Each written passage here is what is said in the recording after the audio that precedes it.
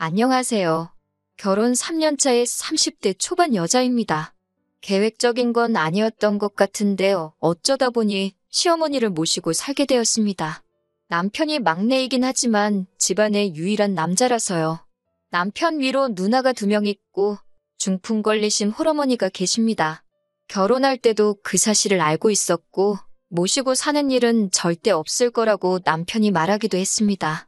남편뿐만 아니라 신우들도 자기도 제 앞에서야 신우지. 자기들도 집에 가면 저와 똑같은 며느리라며 누구보다도 저를 이해해줄 수 있는 사람들이라고 하면서 아무리 엄마가 아파도 절대 저 혼자 모시게 하진 않을 거라는 말 믿고 결혼을 하게 되었어요. 정말 다시 생각해도 서럽고 눈물이 나네요. 어머님은 집에서 혼자 지내시고 신우들이 보내주는 돈과 남편이 보태는 돈 합쳐서 어머님 댁으로 전문 간병인을 불러 쓰고 있었습니다. 결혼 1년 차였던 신혼 때만 해도 저 역시 이 정도 시어머니가 자식들에게 많은 지원을 받고 있다는 걸 알고 있었기 때문에 제가 모시게 될 거라는 생각은 꿈조차 꾸지 못했습니다. 그런데 재작년 큰 신우가 자식들 조기 교육을 이유로 미국으로 이민을 떠나게 되었고 비슷한 시기에 코로나가 터지게 되면서 사업하던 둘째 신우네 가게가 서서히 안 좋아지다가 결국 망하게 되었습니다. 그렇게 저한테 걱정하지 말라고 제 편인양 행동했던 신우들이 그렇게 쉽게 말을 바꾸게 될 줄은 몰랐어요. 둘째 신우네가 망하게 되면서 간병인 쓸 돈을 보내주지 못하게 되자 큰 신우도 둘째가 안 내는데 내가 왜 내냐? 우리도 지금 미국에 이민 와서 자리 잡는데 힘이 든다. 알고 보니 한국으로 큰 돈 송금한 기록이 있으면 장기적으로 영주권을 받거나 할 때 좋지가 않다더라 하는 이유를 대면서 시어머니를 위한 지원을 끊게 되었습니다. 저는 결혼하자마자부터 전업주부를 하기로 해서 결혼 전에 다니고 있던 직장마저 그만둔 상황이었고요. 남편 월급이 넉넉하긴 했지만 저희 대출금 갚으며 생활비를 제외하고 나면 남편 외벌이로 시어머니의 간병인까지 쓰기에는 택도 없이 모자란 돈이었어요. 남편이 저한테 당분간은 살림 안 해도 되니 시어머니 좀 봐줄 수 없겠냐 사정사정을 하더라고요. 누나들을 다시 설득해보겠다. 그때까지만 부탁한다고요. 그래서 제가 낮에는 시댁을 오며 가며 어머님 간병을 하게 되었습니다. 그렇게 한 달을 시어머니 수발들면서 지내고 있었는데 신우들하고 이야기가 잘 안 되고 있는지 간병인을 새로 쓰는 건 정말 기약이 없겠더라고요. 시어머니 수발들며 보면 마음 한구석이 안타깝더라고요. 항상 누워 계셔야만 하고 혼자 힘으로는 제대로 움직이지도 못하시고 맨날 TV만 보고 있는 모습이 참 안쓰러워서 힘들었지만 남편한테 투정 한번 부리지 않고 꿋꿋이 모셨습니다. 신우들에게서 받던 지원이 이제는 불가능하다는 생각이 들기 시작할 때쯤 시어머니 보면서 안쓰러운 마음이 들기 시작했습니다. 그래도 내 남편 낳아주시고 키워주신 분이니까 하는 생각에 신우들 상황이 좋아질 때까지 제가 오며 가며 시어머니 봐드리는 게 아니라 우리 집으로 모시는 게 낫겠다는 생각이 들더군요. 남편이 정말 고맙다고 자기가 다른 건 몰라도 사람 하나는 제대로 봤다면서 자기가 아마 몰라도 전생에 나라를 구했나 보다 어쩌고 하면서 자화자찬을 하더라고요. 신우들한테는 어떻게든 지원금을 받아내겠다 몇 번을 다짐하듯 이야기했고 그렇게 벌써 2년이라는 시간이 지나버렸습니다. 참 힘들었네요. 그래도 시어머니께서도 항상 저한테 미안하다고 하시기도 하고 하루는 또 고맙다고도 하시고 내가 잘하고 있는 게 맞다고 믿으며 꿋꿋하게 버티며 살아왔는데 이번에 남편한테 너무 크게 실망을 하게 되었습니다. 얼마 전 일인데 친정어머니께서 빌라 계단에서 발을 헛디디시는 바람에 발목에 큰 부상을 입게 되었어요. 아버지가 집에 계시긴 하지만 낮 시간에는 회사에 나가셔야 하고 저희 집은 남편처럼 형제가 많은 게 아니라 저 혼자 외동이라서 간병인 쓰는 건 엄두도 안 났습니다. 고민 끝에 우리 엄마 다리 괜찮아지실 때까지만 우리 집에서 잠시 모시고 살면 어떻겠냐고 물어보게 되었습니다. 당연히 그렇게 하자고 할 줄 알았던 남편이었는데 단 1초의 망설임도 없이 그렇게는 힘들 것 같다고 거절하는 남편의 말에 그간 남편과 저 둘이서 서로를 위해 최선을 다해 살고 있다고 믿어온 시간이 무색하게 큰 실망을 하게 되었습니다. 여자는 출가회인이라고 하면서 어딜 장모님을 모시고 살겠냐는 말을 하냐고 하더라고요. 그렇게 가부장적인 면이 있는지도 몰랐고 시어머니 모시면서 살림하는 저의 부탁을 그렇게 무자르듯 단칼에 베어버리는 모습은 상상도 해본 적이 없어요.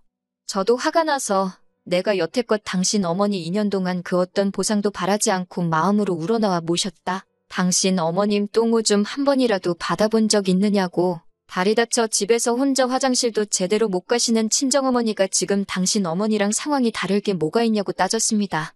시어머니처럼 몇 년을 모시고 살겠다는 것도 아니고 혼자서 생활이 가능해지실 때까지 잠시만 우리 집에서 함께 지내자고 하는 건데 당신 보고 수발 들라고 부탁하는 것도 아니고 내가 알아서 하겠다는데 생각도 안 해보고 그렇게 단칼에 거절할 수 있느냐고요? 처음에는 어떻게 사위와 장모가 한 지붕에서 살 수 있겠냐고 발악을 하던 남편도 제가 조목조목 따져 물으니 나름 몇 가지 이유를 설명하더라고요. 자기가 혼자 벌고 있는 돈으로 시어머니까지 모시고 살고 있으니 생활비가 더 든다. 그런데 장모님까지 오시면 우리는 미래를 위해 저금을 언제 하느냐고. 장인어른이 간병비하라고 우리에게 돈을 보태주실 것도 아니지 않느냐고 하더라고요. 그리고 장모님이 이 집에 들어오시면 자기 어머니는 얼마나 마음이 불편하겠냐고. 스스로 몸도 제대로 못 가누는 모습을 사돈댁에 보여드리고 싶지 않으실 거 아니냐고 하더군요. 거기에 한마디 더 보태면서 장모님도 제가 시어머니 똥오줌 받으며 수발하는 모습 보시면 마음이 어떨 것이며 자기 딸 이렇게 고생시키는 저를 얼마나 모자란 사위로 생각하시겠냐고. 장모님을 집으로 모셨다간 집안 싸움이 일어날 거라며 그런 어이없는 이유를 대며 저와는 그 어떤 타협도 하지 않을 것처럼 보였고 무조건 안 되는 건 안 되는 거라고 끝까지 제 부탁을 들어줄 생각이 없어 보였습니다. 내가 당신 어머니를 다른 사람이라고 모신 줄 아냐? 평생을 함께할 배우자인 남편의 어머니니 모신 것 아니겠냐고 따졌더니 누가 언제 모셔달라고 부탁이나 했냐고. 네가 우리 집에서 모신다고 데려와 놓고서는 이제 와서 그걸로 생색이냐며 화를 내더라고요. 한참을 싸우고 남편은 집구석에 못 싣겠다며 밖으로 나가버렸습니다. 시어머니는 그 와중에 저와 남편의 대화를 다 듣고 계신 상황이었고요.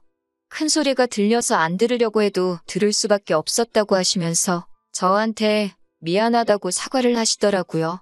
시어머니가 남편을 설득해주겠다는 말 정도는 해주실 줄 알았는데 친정엄마 집에 모신다는 이야기에 대해서는 마치 못 들은 이야기 마냥 이런 방구 언급도 안 하셨어요.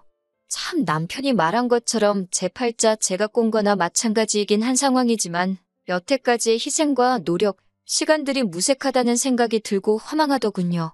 무슨 좋은 대답을 듣자고 말한 건 아니지만 제가 2년간 보상 하나 바라지 않고 해온 일들이 고작 이렇게 저에게 돌아온다니 여태까지의 시간에 회의감만 들 뿐이네요. 3년이라는 시간이 긴 시간은 아니지만 제가 이혼을 결심한다고 하더라도 혼자서 잘 헤쳐나갈 수 있을지 걱정도 되고 참 갑갑한 이 마음에 어디다 털어놓기라도 해보자는 마음에 사연 적어봤습니다. 제가 정말 이기적인 걸까요? 서러워서 괜히 창밖만 보게 되는 하루입니다. 후기를 전해드립니다.